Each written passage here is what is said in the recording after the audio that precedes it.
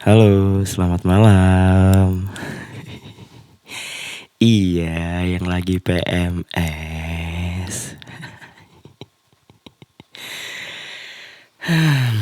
Gimana?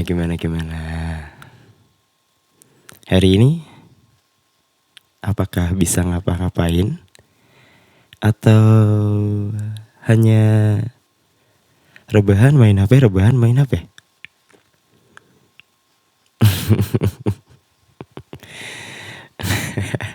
Iya. Ya aku hanya mencoba mengerti aja sih. Karena ya namanya cowok kan gak pernah ngalamin yang namanya PMS ya. Gak ada tuh hormon-hormon yang bikin uh, mood swing atau gimana lah pokoknya itu. Oke, fine. Aku lagi nih yang cerita nih. Cerita apa ya enaknya?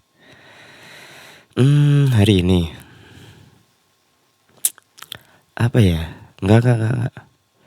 Kerjaan gak ada apa-apa, lancar-lancar aja. Apa ya?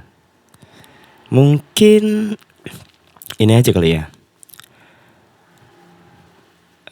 Kita bahas yang agak serius mau?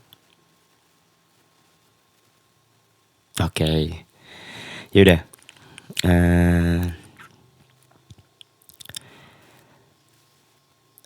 Aku tuh mau sebenarnya punya keresahan tentang apa ya? Kepercayaan. Iya. Jadi masalah kepercayaan tuh kayak di negara kita kan menjadi hal yang sensitif banget nih. Ya kan? Nah, aku tuh punya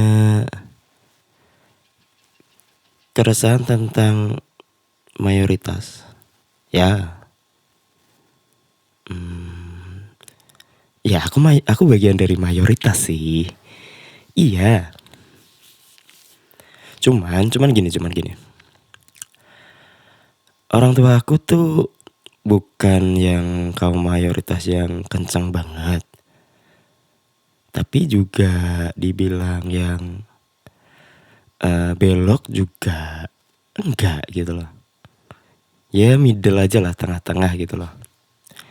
Dan orang tua aku juga rada kejauhan gitulah istilahnya ya. Bokap gua sih sebenarnya, bapak. Nah, dari situlah akhirnya ya mungkin beruntungnya aku tuh gimana ya? Kayak aku dibebasin sebenarnya dari dulu. Iya. Dari mulai aku drop out. Yes. Ya aku drop out SMA. Bukan kuliah lagi.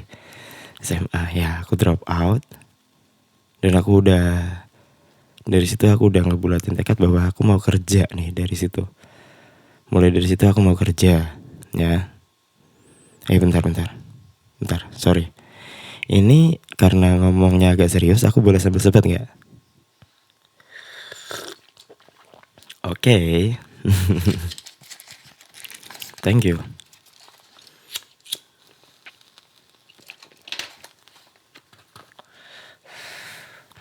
Nah, aku lanjut ya. Sejak aku mulai mengenal dunia kerja dan aku kerja pertama tuh enggak di Jawa. Aku langsung ke luar pulau. Ya. Ya itu fakta. Aku dan bahkan sebenarnya jujur aja bukan keluar pulau tapi ke luar negeri. Ya aku keluar negeri, tepatnya ya negeri tetangga aja, Malaysia. Nah dari situ aku akhirnya langsung hidup berdampingan nih dengan berbagai macam suku dan berbagai macam ras dan berbagai macam kepercayaan itu jadi satu gitu loh. Dari situlah aku belajar banyak banget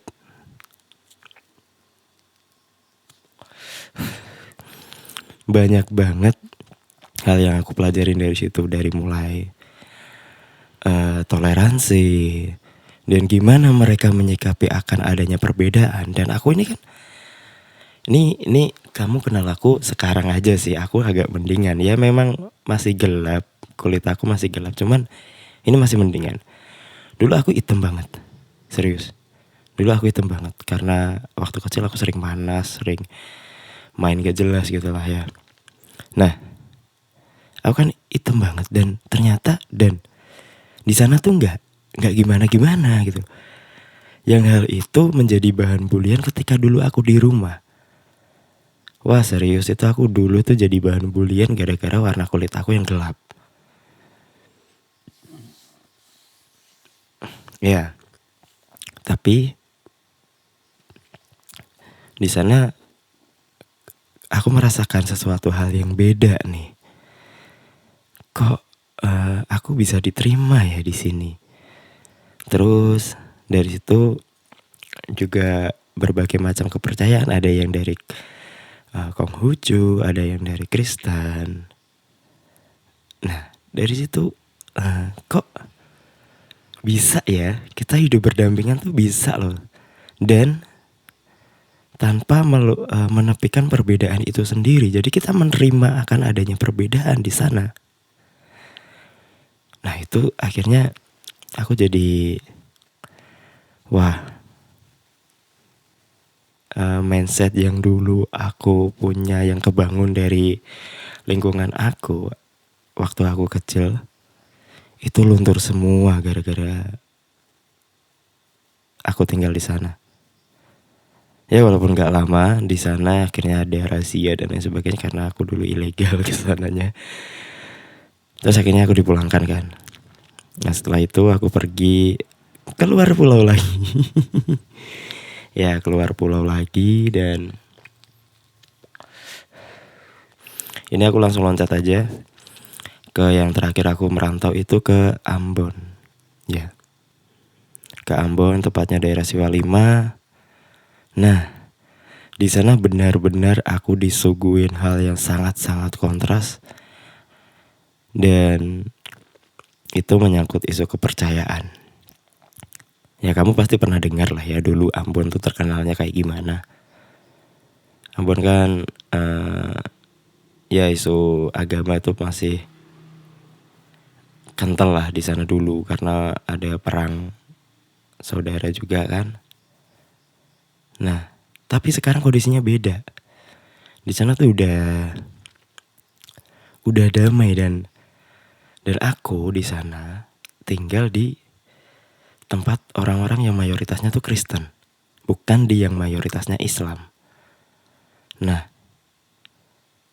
di situ aku merasakan wah bener-bener gimana ya? Bener-bener blend aja gitu sama mereka. Dan bahkan ketika mereka ada acara, walaupun aku pendatang dan aku minoritas di sana, tapi aku diajak sama mereka, aku diundang. Wah gila itu akhirnya. Dan dari situlah akhirnya aku tiap minggu jalan-jalan ke Gramedia. Aku mencari buku, aku baca, ada yang bagus aku beli, kalau enggak ya aku sekedar baca di sana aja.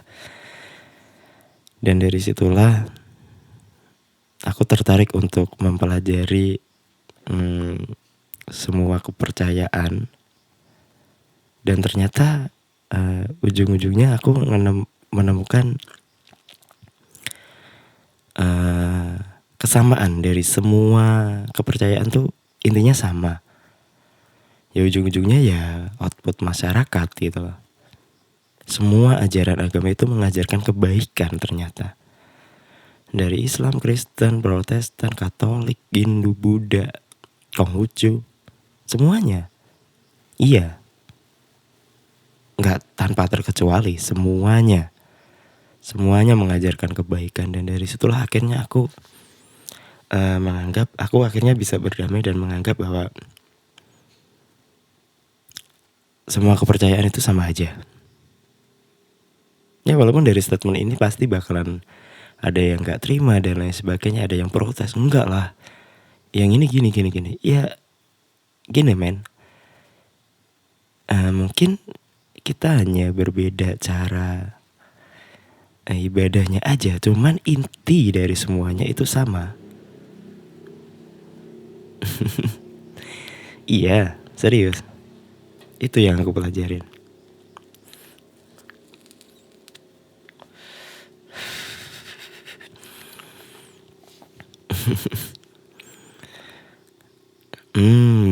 Ya. Ya tapi gimana ya? Makanya sekarang ketika aku melihat banyak kejadian yang apa-apa disangkutkan dengan agama, dan ketika satu, apalagi golongan mayoritas yang keserempet sedikit aja itu udah merembet kemana-mana, itu ini sebenarnya mereka belajar di mana sih? Gak ada loh perasaan yang kayak dan ada satu kutipan tuh yang menarik buat aku, bahwa Tuhan tuh gak perlu dibela. Ketika Gak serius, tunggu dulu, aku kelarin ya. Tuhan tuh gak perlu dibela. Tuhan bisa kok, kalau Tuhan mau, dia bisa melakukan apapun yang dia mau. Bahkan untuk menghancurkan suatu kaum, Tuhan gak akan kesulitan untuk melakukan itu. Dan ketika ada statement, ketika kita mengatasnamakan membela Tuhan, itu sama aja kita merendahkan Tuhan kita loh sebenarnya. Ya berarti kita gak percaya kalau Tuhan kita itu maha kuasa, maha agung. Iya gak? Terlalu berat kah?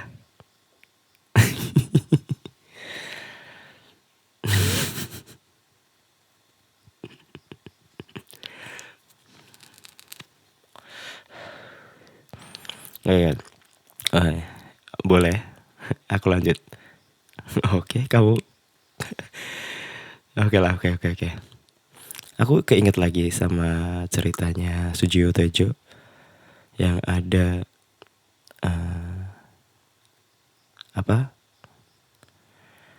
Hanuman kalau nggak salah di cerita itu. Jadi ada satu benda pusaka yang dituhankan oleh itu mungkin timelinenya di saat Hindu Buddha ya. Nah ada satu benda gitu yang disucikan dan itu diambil oleh para musuh, dan si Hanuman ini menyelamatkan benda tersebut. Dan ketika benda itu mau dipanah, mau untuk dihancurkan, si Hanuman tepat waktu untuk menangkap busur panah tersebut. Dan Hanuman merasa bangga karena dia merasa bahwa dia menyelamatkan Tuhan. Dan dari situlah Tuhan langsung si benda tersebut yang dipercayai oleh kepercayaan sebagai Tuhan langsung menjawab atau gimana gitu, aku lupa sebenarnya. Nah, kamu ngapain ngebela aku? Aku bisa ngebela diriku sendiri. Ya kayak gitulah pokoknya. Aduh, udah nanti tambah ngelantur lagi. Orang PMS diajak ngobrol serius.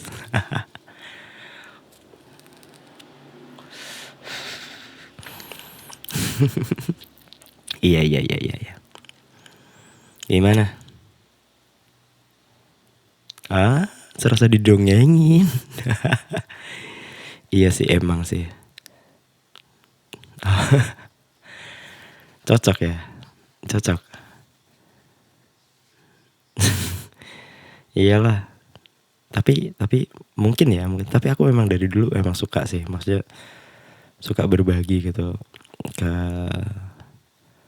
anak-anak sekolah. Ya kan aku pernah cerita kan kalau aku dulu pernah ngajar juga. Dan ketika ada tawaran untuk ngisi seminar, pasti aku terima karena aku suka berbagi dan ya aku suka cerita aja gitu loh ke banyak orang.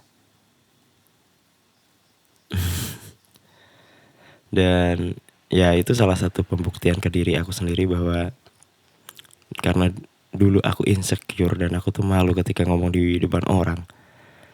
Dan itu merupakan challenge untuk diri aku sendiri sebenarnya. Dan aku bisa menyelesaikan challenge itu dan ya lumayan bisa bangga sama diri sendiri. Dan aku cukup bisa membuktikan bahwa aku yang gak menyandang gelar sarjana pun, bahkan SMA aja drop out, itu bisa sampai ke tahapan mengajar dan menjadi pembicara. Itu gila. Itu pencapaian yang menurut aku gede sih.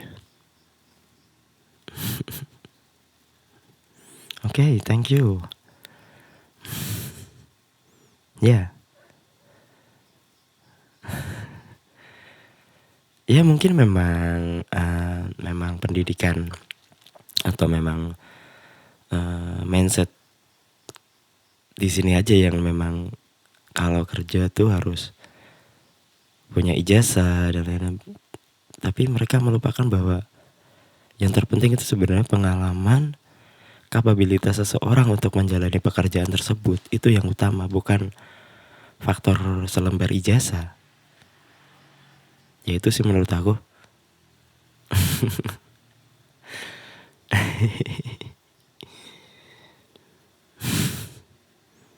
Loh, gak apa-apa. No. Kalau kamu bisa kuliah aja.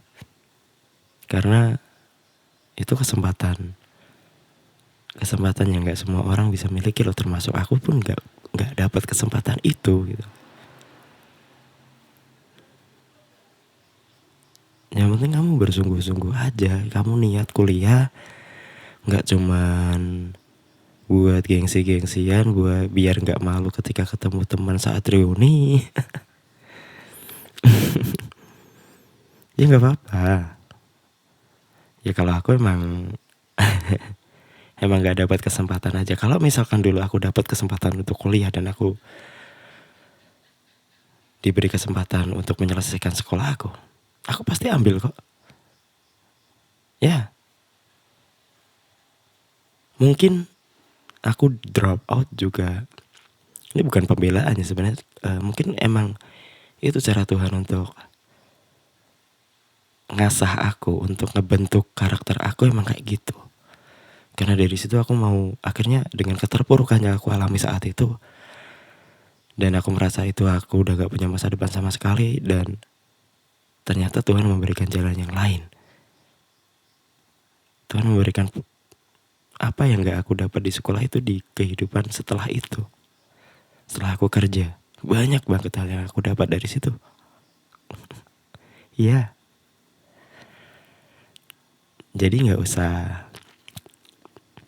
Ya kalau kamu bisa kuliah, ambil aja. Itu kesempatan terbaik kok. Dan kesempatan orang itu beda-beda, dan cara orang tumbuh pun beda-beda. Jadi manfaatkan itu sebaik mungkin. Jangan pernah mengecewakan apa yang telah Tuhan titipkan. Widih, sok bijak banget nih aku. Ya udah. Oke. Iya. Ya udah. Wow, ini rekor loh kita. Rekor hampir 20 menit. Ya. Ya udah. Aku besok ini pagi banget aku ada acara. Dan aku harus berangkat jam 4 pagi. Yes, oke. Ya, thank you. Ya udah, bye.